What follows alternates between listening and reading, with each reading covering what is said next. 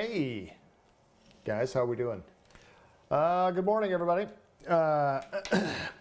Today, as advertised, we're going to slip into Chapter 16 here, talking about airport operations. So that's where we're going to start today. I know you have all done the reading. Aloha. How are you? Yeah, I know. Wearing my favorite tiki shirt here. Actually, it's Tiki Guys on here, so it works well with the tiki deck that I have here at the nerve center of all things aeronautics here at the compound in New Orleans, Louisiana. And so, yeah, it's kind of a theme thing here with me, as you can tell. So, a couple of things before we get started here. One thing I just wanted to give you a little heads up with regards to telecommunications. I have been battling the local telecom giant that will go unnamed at this point at this house for a year. I mean, it's just a joke at this point. And you've had all of these things where it's like, well, you know, it's the signal coming to the pole in front of the house. No, it's the signal coming from the pole to the house. No, it's a signal in the house. No, it's some other piece of equipment that you're using. We'll put ours in. Oh, guess what? This morning I get up and I have no internet again this morning. I just, you know, I don't know. Carrier pigeon? Smoke signal? I don't know. I don't know what's ultimately going to happen. But they finally got it back working again, and it's just the craziest thing. In the midst of everything else, I have changed every single cable here in this system. And if you could see what the back of this board looks like here, you'd know how many cables that actually is. In an effort to rule out all of this other stuff. And it's just madness.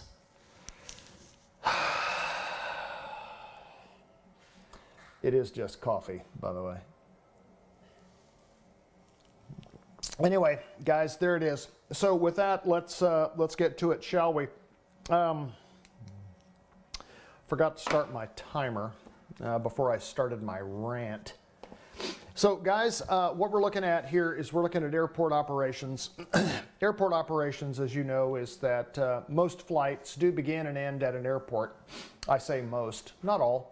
Some of them end in a field, some of them end on a road, but most of them do begin at an airport. That airport, it could be a sod field somewhere else, or it could be Dallas-Fort Worth Airport, Class Bravo airspace. It really depends. Wherever there's like an airstrip, you have certain operations that you need to know to safely maneuver around that airport so that you're not a hazard to yourself or others in the process. So that's what we're talking about here. So let's take a peek. When we look here at the airport operations, as you know, there's all different types of class of airspace that's there. You do know what the airspaces are. We do have certain markings that we have, and we're going to be talking about these. You see the towers involved there with the light signals, and we also have these light signals here, wind socks, all of that. So you can see here some of the information here with commercial service airports. When you look at all of the different elements of aviation, whether it be commercial, whether it be cargo, whether they be main, whether they be satellite airports, whether they be general aviation airports, this country is run in the air. Now, you know, some of you that are considering truck driving may argue with me on that, and I think you'd probably have a pretty good argument with that. But our nation moves with aviation. The economics associated with aviation are undeniable. And it's one of the things and one of the reasons that you guys are in this class here now is that hopefully you're considering becoming a pilot, because the thing is that our nation has built this huge infrastructure that will allow for people to travel by air, cargo to move by air. The problem is that we're having fewer and fewer pilots because there are so many barriers to becoming a pilot. We've talked about this before. So with this is the thing why our program encourages people like you to become pilots and to take part of this, to grow what this is that we're doing. So that's my soapbox there as well. You know, we have towered airports, we have non-towered airports, we have controlled airspace, we have uncontrolled airspace. You can see what all of these are here as well. And we talk about here with some of the communications procedure. You guys are aware that in most cases you do need a radio in your airplane. The only time really that you don't is in uncontrolled airspace in class golf. There are some exceptions perhaps to that. I am not aware of any, but there you go. We know that most of the stuff that we use VHF, ground-based radio communications. We don't communicate by satellite yet. We do get navigation information by satellite, but no communications thus far, unless of course you're on the Iridium system inside the airplane. So you have these different things here. So whether it is what we call a unicom or a CTAF type of communication here, you have a frequency that you self-announce on. You have a multicom frequency beyond that if there's no tower. If you do have a tower, you're going to be communicating with the tower. And in some cases, if you have a tower and then the tower is closed, you self-announce on the CTAF. And so that's kind of how it works. You know, outbound, before you taxi, you let people know what your intentions are, where you're going to go, what you're going to do. Inbound, normally the rule is that you want to communicate with people in and around that airport within at least 10 nautical miles. I say at least 10 nautical miles. I kind of like the 12-mile rule. And just to kind of let people know, the only time that you might consider bringing that a little closer to 10 nautical miles is going to be in those cases where things are busy and you know that you know it may take you a little while to get in there. 10 to 12 miles is it, but you certainly want to be communicating with that field at least 10 nautical miles out. If you contact the tower of an airfield somewhere inside that 10-mile range, you may get scolded for waiting so long to communicate, to get that close to an airport before you start letting people know what's going on. In some cases, if you get a little bit closer than that even, you may be asked to write down the following 800 number and dial this when you land, and they will have recorded your tail number, and that number may lead to an extension at the FAA because, again, the whole thing has to do with safety.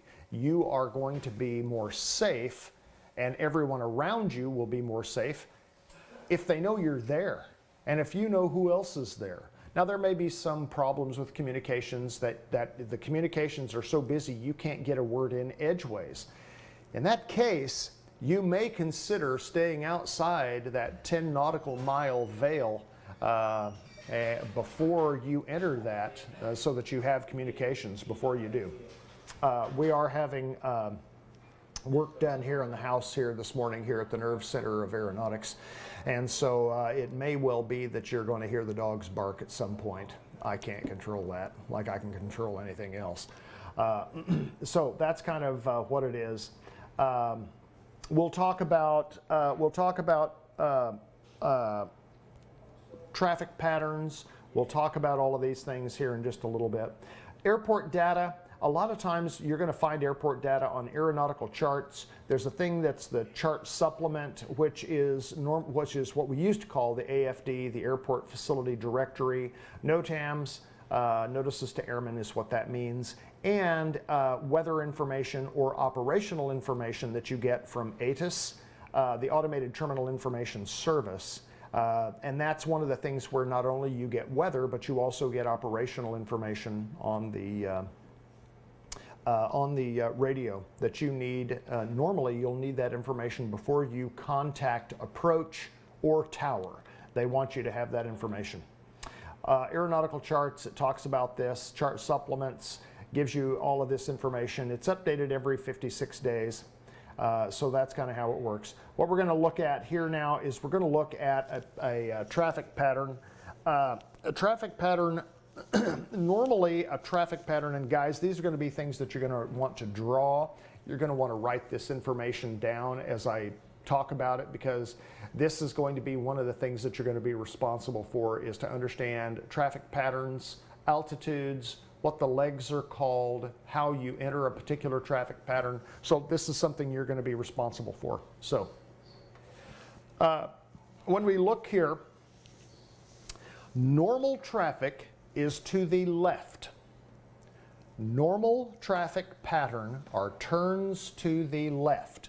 So left traffic is the norm, okay? So what does that mean? That means that all of your turns in the traffic pattern are going to be to the left. So if you take a look at illustration 14.2, you're looking here where an aircraft has overflown the airport, which is perfectly acceptable. They fly over the airport to take a peek, and then as they descend to traffic pattern altitude, which is normally 1,000 feet AGL, traffic pattern altitude is normally 1,000 feet AGL. So you want to be higher than the traffic pattern as you cross. Normally it's about 500 feet over the traffic pattern. This way, when you cross, what you're doing is, and again, you want to make sure that you're clear of the traffic pattern before you enter it. Normally you want to be about 2 miles on the other side. It's easy to know GPS-wise where you are, because the GPS that you get on your information, which you'll have on your multifunction display, will tell you when you're 2 miles away from the center of the airfield, because the GPS will do the airport fix in the center of the main runway or the center of the main airfield with that. So with this, overfly this at least 500 feet above TPA, cross this, make sure that you're well away from the downwind leg here of your traffic pattern before you begin your teardrop turn. You're going to make a right turn to lose altitude, to join the downwind leg at approximately a 45-degree angle. That's kind of what you want. You want to join that downwind leg at approximately a 45-degree angle. You do not want to come at this leg like this and think you're going to make a hard right. That's going to be some heroic move, and that's not something that you want to do when your airspeed is low and you're closer to the ground. And that's why they recommend the 45-degree or the teardrop pattern. Now in this case, they're showing this aircraft intercepting this pattern at midfield. I would caution you to enter the traffic pattern closer to here, okay, instead of being this close to the center of the airfield. The reason being is because things are going to happen very, very quickly. The other thing I want to show you here is that with this draw ring is that this is used for illustration purposes, and the distances on this rectangle are not accurate. So understand that you're not going to be making a turn like this right off the edge of the runway. That's not the way it works. We'll do some drawing of runways here in a little bit, but I wanted to make you aware that that's not how this works. So you're going to come in here, you're going to fly over the pattern here. This is a midfield entry. You come across, descend, now you're descending down to pattern altitude here, joining this leg, fly here, make a left turn, fly here, make a left turn, and land. When you're taking off on a runway here, when you're taking off, the way it would work is that if you're just doing practice work, you'll take off this direction, fly here, turn left, fly here, turn left, make a big rectangle, turn left, there you go, all left turns. That's going to be a standard pattern, are going to be left turn. The midfield, this is an entry that we kind of do in Aspen, is that if we come over Snowmass over here like this, we will do what we call the snowmass approach. Entering from snowmass to the west, we'll do a midfield cross, and about the time that we get over McLean Flats is when we turn here to the left. The reason that we don't do this teardrop over here is because of terrain. You would be descending into lower terrain at this point, and that would kind of be bad. So in this case, this is the alternate midfield entry, and it's what we do in Aspen.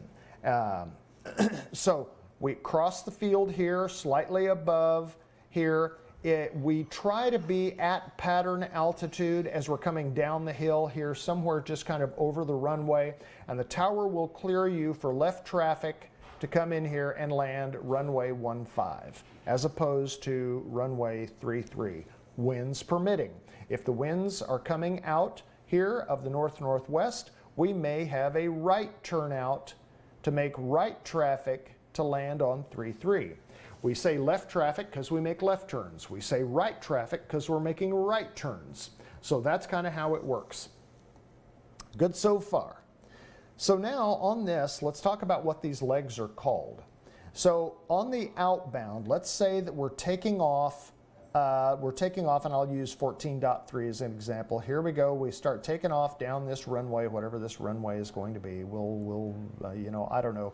We'll call this runway 22, and we'll call this runway 4. Okay. So if we're taking off here on 22, kind of heading down toward the southwest, what we're going to do is we're going to take off. We're going to climb to our safe altitude of 500 feet AGL. We take off straight ahead on a runway heading to an altitude of 500 feet AGL. That is what we consider our safe altitude to be. At 500 feet AGL, flaps up, lights off, fuel pump off, free to maneuver, and we begin our left turn here. Okay? So remember, at 500 feet AGL, flaps up, fuel pump off, takeoff lights off, free to maneuver. This leg here, this straight out leg, we call this our outbound, the outbound leg here that we're flying. I'm sorry, I'm listening to stuff in the background here, guys. And we're flying this. This is going to be what we call our upwind leg. We call that upwind or departure leg, okay? Because we're taking off into the wind. At 500 feet AGL, flaps up, fuel pump off, lights off, free to maneuver. We begin turning here. Now we're still going to be climbing because we need to get to approximately 1,000 feet AGL, correct? So we're going to make our first left turn. That first left turn here is what we call our crosswind leg. We call that crosswind on this leg. Upwind over here, crosswind here. About the time that we need to turn here to parallel our runway here, we're going to be at about 1,000 feet AGL for our traffic pattern altitude. This will get us on the longest leg as we parallel our runway, okay? That longest leg here is called the downwind leg. This is the downwind leg, okay? On the downwind leg, this is where we do our pre-go-around checklist. Why do I call it a pre-go-around checklist? Your mindset is that you are going to have to go around and not land. You want to be mentally prepared to advance your throttles and go around and not land just in case. The mindset should be that you should be surprised if you get to land. That should be your mindset. So we call it a pre-go-around checklist. So you're coming down here on your downwind leg like this. Here's where you do your pre-go-around checklist. More on that later. You're flying parallel to the runway at 1,000 feet. You want to stay close enough to the runway here that you can land on this runway in the event of an engine out, but you want to stay far enough away from your parallel runway here so that you can maneuver without making real steep banks in these turns. So there's kind of a sweet spot here on this downwind leg. Your flight instructor will show you where that sweet spot is in relation to the wing on that side of on the inside portion of your turn, whether it's right or left traffic. And you'll be able to gauge what your distance is from that airport at the correct altitude, and to see where that runway appears on your wing, or in the event of a high wing aircraft, the strut that affixes your wing to the fuselage there if you have one.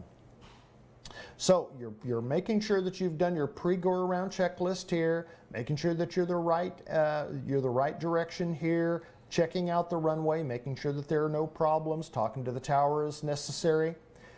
And then what happens is that you come to a place here that we refer to as being a beam, your touchdown point. Let's say, for instance, this is the part of the runway that you have chosen where you would like your wheels to touch the ground. Then that part that is perpendicular to that on this traffic pattern is where you are said to be a beam, your touchdown point. A beam, your touchdown point. This is where you begin to configure your airplane to land. In this case, you would reduce your power. You would add your first notch of flaps when you are able to do so. Your landing lights would come on now. So they would actually, your landing lights, I apologize, would come on over here on your pre-go around checklist here with this. So that's kind of where you turn those lights on and off. In Aspen, we leave the lights on because it's they tell us to do that. So we don't turn the lights off here like we normally would, but anyway, there you go. So we're a beam here, and we begin to slow down the aircraft, add the first notch of flaps when it's appropriate. We continue our downwind leg, and so if you're looking here, if you're looking at that touchdown point and you're a beam point here as being 90 degrees, what you're going to look for is you're looking for a point at 45 degrees here for you to begin your turn from downwind to your next leg. So what you're doing is you're looking over, in this case, you're looking over your left shoulder to look kind of behind you and eyeballing a 45-degree angle to your touchdown point. At that point is where you begin to make your next turn. Now remember, you're descending at this point, so you're starting a descent no more than about 500 feet per minute, okay? So this is what we're doing here. So we're headed down here, we're configuring, we're slowing, we got our first notch of flaps in, we're 45 degrees, and now we turn on this next leg, which is called the base leg. Base leg will lead you to final. So on the base leg, right about here, what we're doing is that we're checking out the runway area, making sure that we don't see any traffic coming in over here that did not self-announce or that snuck in on us over here. We're also putting our second notch of flaps in here, okay? So the first notch came in here, first notch of flaps here, second notch of flaps here, getting ourselves ready to make what is the most important turn in aviation. So again, we're slowing here. We have a rate of descent of approximately 500 feet per minute, okay? And so that's kind of what we're looking to do, 500 feet per minute. Second notch of flaps coming in. You guys have written all this down, right? I know you have. Base leg there. So now, here's our base leg, and now we're getting ready to make the most important turn in aviation. Why do I call this turn the most important turn in aviation? Here's what's happening. you're low to the ground. At this point, when you make that turn, you are approximately at 500 feet AGL. So you're low to the ground. Do you have high airspeed or low airspeed? Low airspeed. You have low airspeed. Now you do have 2 notches of flaps to kind of help you a little bit, but you have a low airspeed. That low airspeed means that you're approaching your stall speed. What do you suppose would happen if you're not paying attention to that airspeed? You let your airspeed get low, and then perhaps you kind of overbank that turn from base to final. What do you think might happen? Yes, those of you that said you could stall, that is correct. And here's the problem with stalling an airplane when you're slow and you're 500 feet off the deck. You may not have enough altitude or time to recover. That's going to be the problem. Because remember, if you overbank that airplane, and this is the reason that we want to make sure that we have enough room to maneuver there, if you overbank that airplane, remember what that does. It increases your stall speed. So that means that your airplane can stall at a higher airspeed than normal because of your high bank angle. So that's why we call that corner, this corner right here, guess what we call this? We call it coffin corner. The reason that that corner is called coffin corner is because throughout the years, pilots have allowed their airspeed to get too low. They have let their altitude get too low. They have made an error in judgment, and they may not have been able to recover as they make that turn. So, it's the most important turn you will make in aviation. Right there, that turn from base to final, or coffin corner. Okay? So, you've made the turn successfully. And now you're heading down, you're lining up, you're 500 feet, you're looking at your glide slope. Your lights over here on this side of the runway are telling you that everything is on glide slope. If you have 3 notches of flaps, you're putting your 3rd notch of flaps in here after you make that turn and your wings are level. And now you're going to attempt to land if you can, but you're ready to go around if you need to. Okay? So that's the base turn, and this turn, of course, is called final. And that final is final if you actually get to land. We're thinking about a go-around, but that's kind of how it works. Okay, so that is kind of the basics of a traffic pattern. It would be opposite if you're making right traffic. The only difference is that instead of turning left, you're turning right. And the names are still the same. As you take off and even making right turns, that outbound is called your upwind leg. As you turn there to turn away from the runway to get to your downwind leg, that leg is called a crosswind leg. Then you have downwind, which is going to be normally with the wind but parallel to your runway. You get to beam your touchdown point. You begin to configure your aircraft for landing. This, of course, is after you've done your pre-go-around checklist. Then you're flying the balance of the downwind leg until you're 45 degrees off your touchdown point. You make that next turn from downwind to base. Base, 2nd notch of flaps, slowing the airplane as needed, and then approaching that point along the extended center line of your runway there at approximately 500 feet to turn from base to final. And that turn from base to final, again, is the most important turn you're ever going to make in aviation. So with that, those are the legs of a normal traffic pattern. Are there going to be exceptions to this? Yep. And where are you going to find the answers? Remember the bullet points that you saw earlier, the chart supplement that gives you all of that information about your airport? That's where you're going to find it. Also, because of the fact that we are a flight academy, is that we also use ForeFlight. ForeFlight will give you that information on your iPad or your phone as well. So there we go. Traffic pattern basics.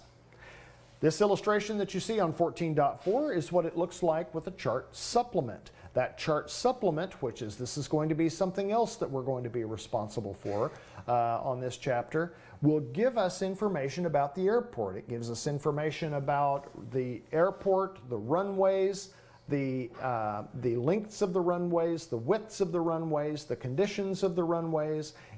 Is it left traffic? Is it right traffic? On the runways, it is always assumed it is left traffic, so don't look for something in there that says left traffic. But if it's not left traffic, it will say right traffic, or it'll say something like capital R TRFC, and that'll be right traffic. It gives you communications information, it gives you remarks about the airport, it'll give you information about how do I get fuel, is there fuel, is there a mechanic here, and give you that information here about the airport or a number that you can call to look at it. Now, ForeFlight gives you all of this information as well. So this is kind of the chart supplement, or the old AFD as we used to call it. And we're still going to be using this in some form, but guys, everything is going electronic. Now, the problem with electronic, as you guys know, electrons can stop bouncing. When that happens, stuff gets dark. Having paper in the cockpit, having backups are going to be important. So you got to remember that. So as we look here, again, Automated Terminal Information System, this is going to give us weather information as well as airport operation information.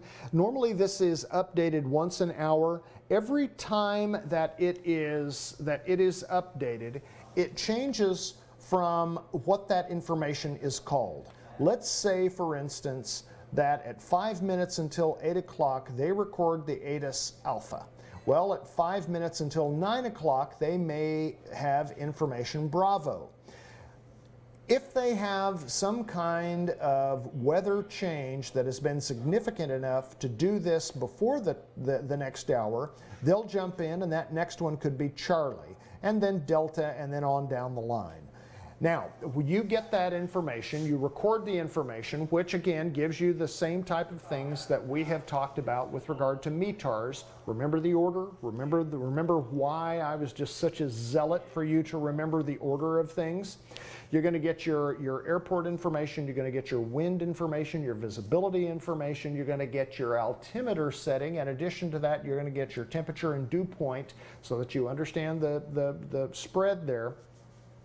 So that altimeter setting is key because that tells you what you need to set your altimeter for so that you can indeed be 1,000 feet above the deck. And so all of that information you get, you plug it into your system, and then when you contact approach, which is normally in that 25-mile range, probably maybe 30, or the tower, then you can tell them, it's like, for instance, you would call them up and you would say, Aspen approach, Diamond Star 141 Hotel Lima, 15 to the northwest, inbound with Bravo. What have you just told them? Here's where I am. I'm 15 miles out. I'm inbound and I have information, Bravo. So they know where you are and what you know. You can't call them up and say, 15 miles northwest, inbound landing, got the numbers. I've heard pilots do that in the past. Back in the day, they used to be able to get away with that, say, got the numbers. Well, here's the thing. Remember what I told you about the fact that things may have changed shortly after they recorded Bravo, and now 20 minutes, 30 minutes in, they've changed it to Charlie because there's been a drastic weather change, or significant enough that they need to re-record that information. Well, if you just say, got the numbers, they don't know what you got. They don't know if you've got the old broadcast or the new broadcast. So you need to tell them what information you have, and you do that by identifying the broadcast the way they do. Advise on initial contact, you have information, Charlie. That's what they expect you to say. I'm inbound with Charlie. Now that doesn't mean that Charlie's sitting next to you, like with Charlie. I suppose that could happen. Charlie could be next to you. So it'd be with Charlie, with Charlie. Yeah. Okay. Airport markings and signs. We are going to talk about this here as well. Understand what some of these are. Excuse me. You're going to take a look here, and it is your responsibility to understand what the markings and signs on on the ground at the airport, what they mean. And you have to be able to comply with these as well. Relocated runway threshold. Let's say, for instance, that there has been some work done and they have shortened the runway. Well, that's information that you're going to want to know, right? And it may be temporary, it may be permanent. A displaced threshold. This is going to be something where you have a displacement of the actual threshold, just like on runway 33 at Aspen, that might allow you to taxi and take off from that area, but not to land on that area. So you're going to need to know what that means. So if we look at this, what this means here at figure 14.5, this is kind of like runway 33 in Aspen, where you can taxi on out here, you can take off on this part right here, but you cannot land on this part. To land, you must be beyond the threshold to land. So this is an area where you could be able to taxi and take off, or to use this as an overrun if you're coming back from the other way. But to actually land, you need to land beyond here, the threshold of that runway. Okay? So that's kind of how that works.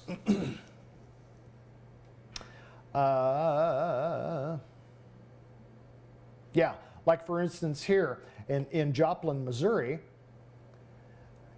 you wouldn't want to land here, would you? That could be bad. You need to land beyond the threshold of that runway. So that's what you're looking at there. Looking at the position signs, you can look at all of these. So again, this is kind of what this looks like here. In this area, this kind of looks like on figure B here as we look. So you would taxi and hold, and then you would get your takeoff clearance here from the tower. You would line up here on this, and you can take off on this area here, but you can't land on that area. To land, you would need to land beyond that runway threshold. Okay?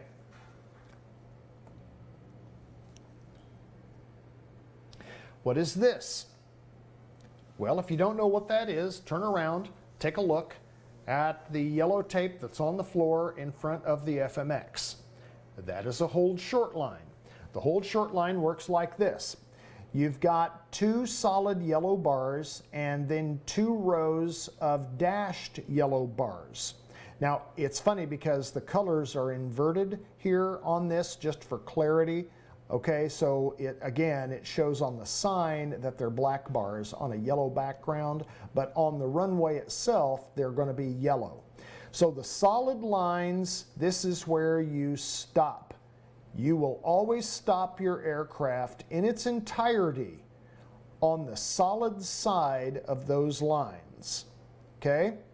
So, whether you're crossing it like this and you're coming from the active runway to a taxiway here, you stop your aircraft where the whole airplane is on the solid line side of the hold short line. Then you get permission to taxi. In this case, if you're coming this direction, you would stop before your nose crosses the hold short line and get permission before you proceed onto an active runway. Okay, that's what the hold short line is all about. You hold short. Just like you see here on figure 14.7. The red indicates that that is a runway. The black with the yellow, that is a taxiway. Okay?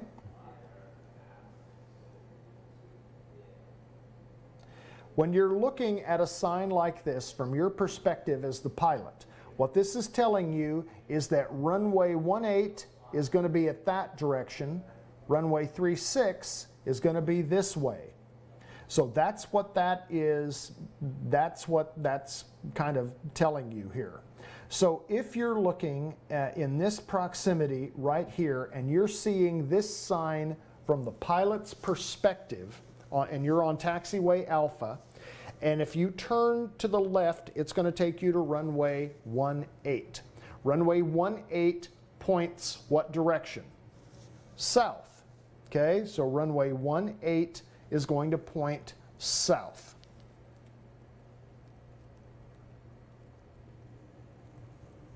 Runway 36 is pointing north, correct? Right? So if you're looking at this runway from this perspective, what direction do you think you're facing right now? Any ideas? If you're looking at that, and you know that this is going to be south, you are west of the runway and you're facing east, okay? And that should line up with your compass and your heading indicator. That also is a good indication that you know where you are and what direction you're pointed, okay? Just letting you know. Get rid of that there. All right. Distance remaining signs, runway designation markings. This is going to be something that you see here on a map. This is an area where, as you look at this, this is something that we call a hot spot. So when you see this, an HS on an airport diagram, that means it's a hot spot, and it's been designated so by either the local authority there or the managing FAA. And here's a hot spot here, hot spot over on this side. Normally, the reason that these things get a hot spot designation is because they've had something happen at those junctures. Take a look at the inset. That's what this is here. If you look at the inset of this hotspot area and you look at this here, oh my gosh, what could possibly go wrong here? Here you've got an area where you're coming in here to either access the runway this way or this way. Here you can get to the runway this way or this way. You have airplanes taking off coming this way. And then you also have the ability to come over here and hold short and make a hard right turn to come over and take off here on runway 35. Oh, I can't imagine why this would be a problem. Yeah, so this is something that in Sioux City you probably want to be aware of. So it's yeah. Sometimes you see some pretty funny stuff at airports. But this is why you look at all of these diagrams before you get there so you know what you're up against before it happens, right? So here we go, surfaces, here again. This is what we have here along the taxiways, leading off here as well. Here's that hold short line. You would want your airplane to be stopped before you cross that here on this side, okay? Or if you're coming this direction, you would cross the dotted sign and stop your airplane on a hole on this side, okay?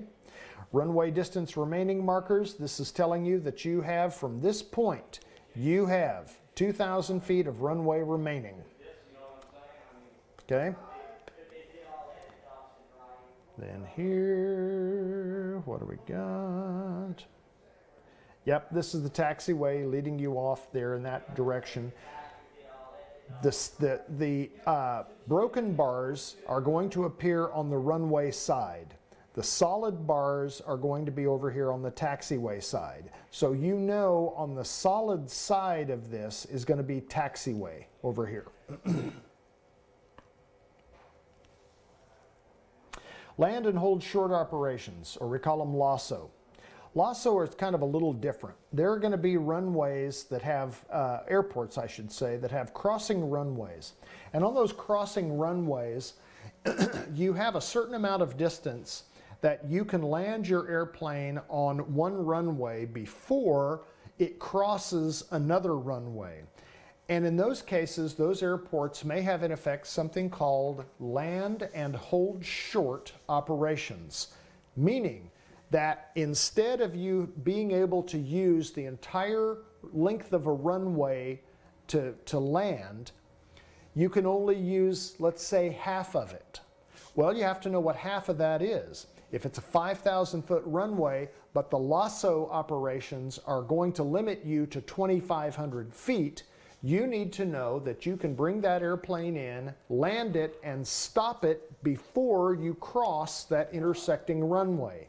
That's why they would have land and hold short operations at an airport, is to minimize any kind of risk of overrun and actually running your airplane into crossing traffic. You have to accept that from an airport if it is there, or you're going to have to choose a different runway to land on. If you cannot accept land and hold short operations on a particular runway, you will then need to choose another. It may be less convenient, it may cost you more time and fuel, but if you can't land in that distance, well, then you can't use it, right? Student pilots cannot take part in land and hold short operations. You have to be a pilot in order to do that. So that's just a regulatory thing. This tells you about the lasso operations. And you can look here as well.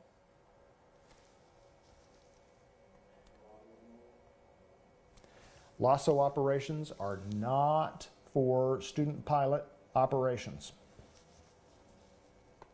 With an instructor is one point, but being solo is something totally different. If we take a look at figure 14.6, what do we see here? Well, it looks like to me we have parallel runways. You can see that we've got these two runways and they're parallel to each other. And they're parallel here pretty close because they contain the same magnetic designate here. So this are going to be parallel runways roughly facing a magnetic direction of tree 50. Remember how we mark runways. It's all magnetic and we lop off the last digit. So in this case, we lop off the 0 and that just becomes runway tree 5. Also on this one, we see 35 left. We see 35 center there. So what does that mean? We see left over here, center is over here. Could there possibly be a third runway over here that could be tree 5 right? Right. There is a third runway in this configuration that is over to the right of runway tree 5 center. Okay? So that's how some of these airports will set these up. So when you come in, it is as important to know the direction of your runway as it is which one of these runways you have been cleared to land on. If you've been cleared to land on runway tree 5 Charlie or tree 5 center, then as you line up on this runway, you should see a runway to your left and a runway to your right. I don't know what just happened there. There we go. So you're going to land on the one in the middle. Or if it's been tree 5 left, you land on the one on the left. Okay? What do you think also could be an issue right here? Do you think that you may also see people that kind of line up here thinking this could be left, this could be center, this could be right? Well, from a distance, I'll bet you that there have been pilots that have been tempted to land on this parallel taxiway in the infield between the two. Got to watch that.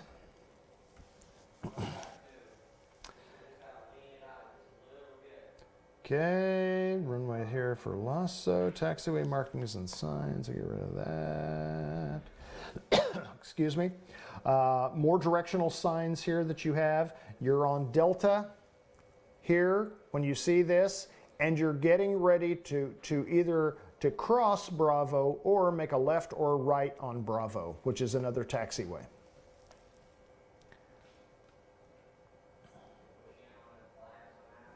More directional stuff painted on the runway here, which can be nice.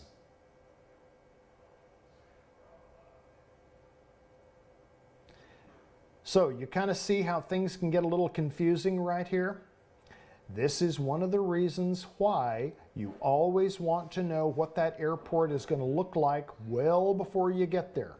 So if you look here at these signs, if you're sitting over here and you're on Bravo, okay, so you're on Bravo and you see this sign right here, it's telling you that if you get to this intersection and make a hard left, you're going to be on taxiway Sierra.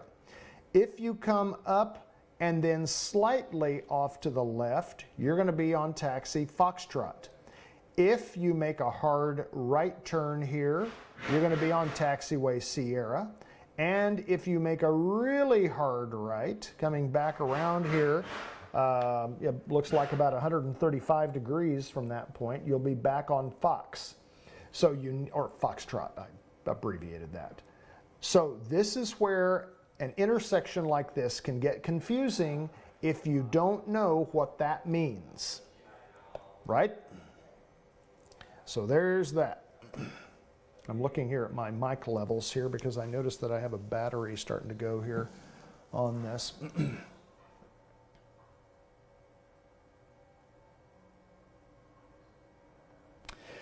Okay.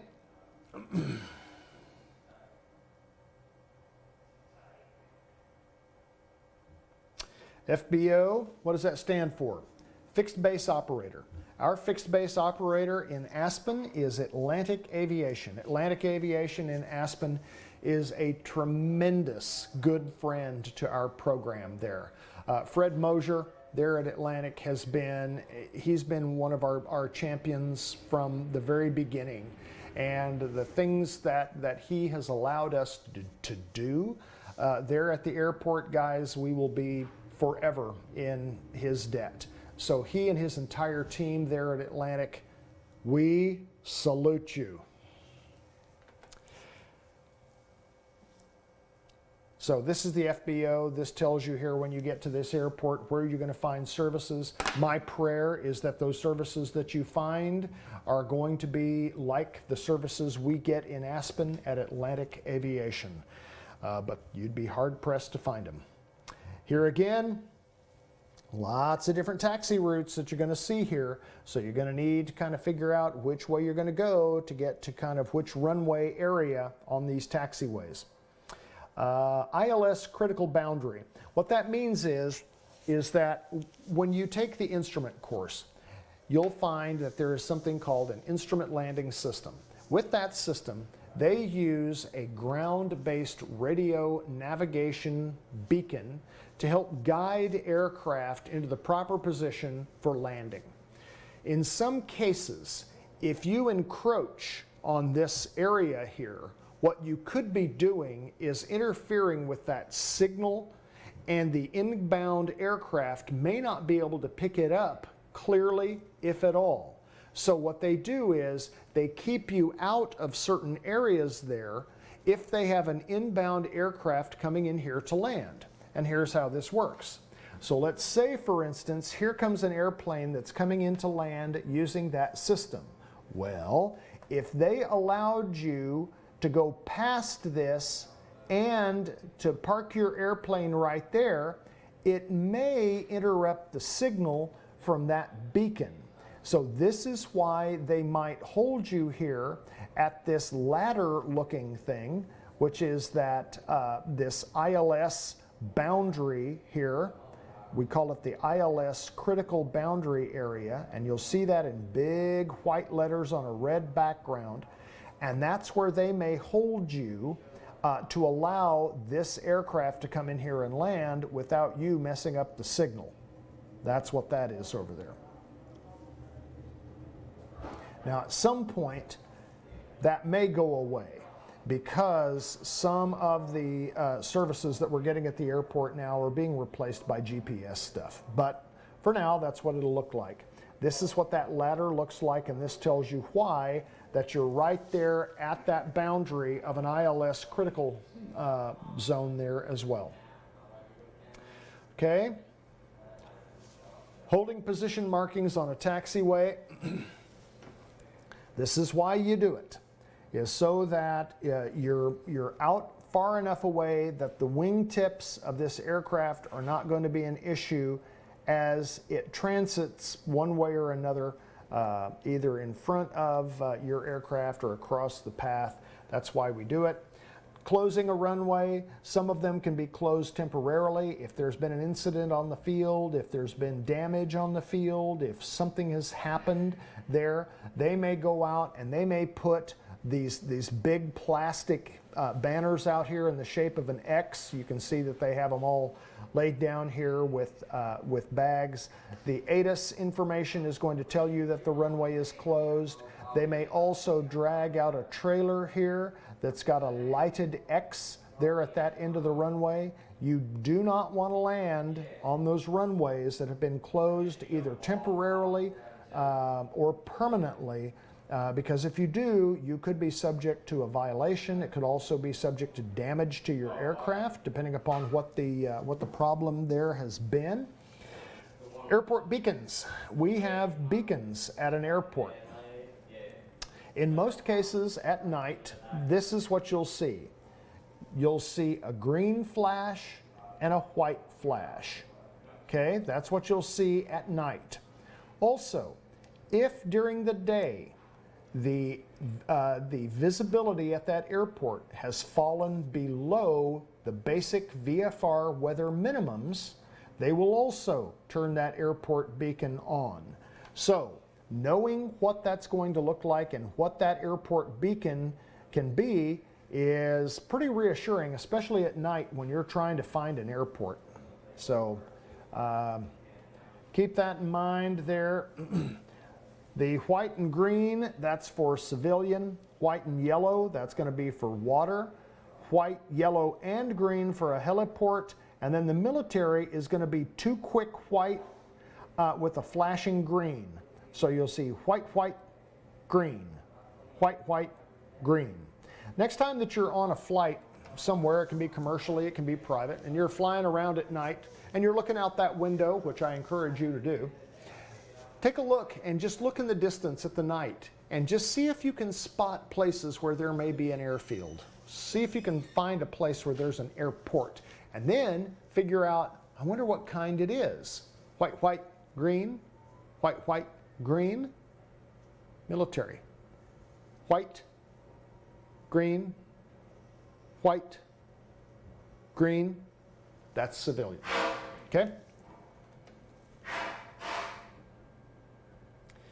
The approach lighting system, we'll talk about that here briefly. There's a couple of different flavors of these systems that you have. We have visual glide slope indicators. Those visual, by that means that a pilot is supposed to be able to see these. We call that VASI, Visual Approach Slope Indicator. That is VASI. The VASI can come in a couple of different flavors here as well. You can have a 2-bar, you can have a 3-bar VASI, and we'll look at what that is. In most cases, that signal from that light, which is going to be on the left side of the approach end of a runway, is going to allow your airplane to approach, if it's on the glide path, at approximately a 3-degree angle. Now, we call it a glide slope. I don't want you guys thinking that the engine is off and we're gliding. That's not how that works. The glide slope harkens back to an age-old era where they actually did used to do that in some of those old airplanes. We approach under power. Not a lot, but some power. But just don't think that we're actually gliding when we do this. Okay, another glide path system is called PAPI. We'll look at that here in just a minute. So as we look at this, this is going to be a 2-bar VASI system. And by that, what that means is that you have these 2 rows of these 2 bars. And in this, what this means is this: red over white, you're all right. That means you are on the glide path.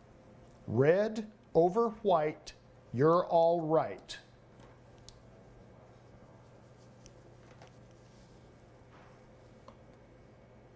White over white, fly all night.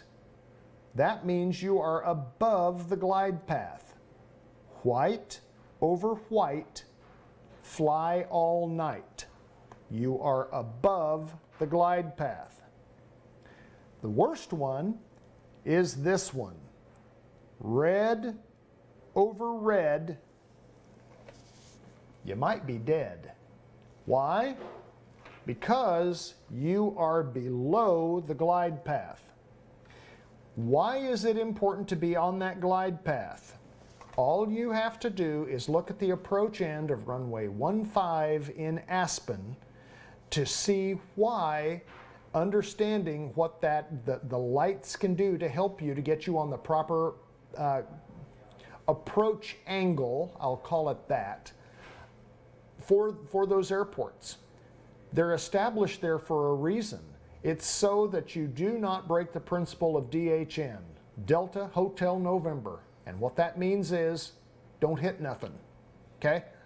So being below the glide slope is a problem in mountainous terrain. It can also be a problem in areas where they have other things like, I don't know, trees, okay? So we gotta make sure that we are on that glide slope, and if we're going to err at all, perhaps slightly above, okay? But we don't want to be low. In this case, this is what we call a PAPI, Precision Approach Path Indicator, PAPI. Now, the PAPI is kind of like a VASI and it gives us information.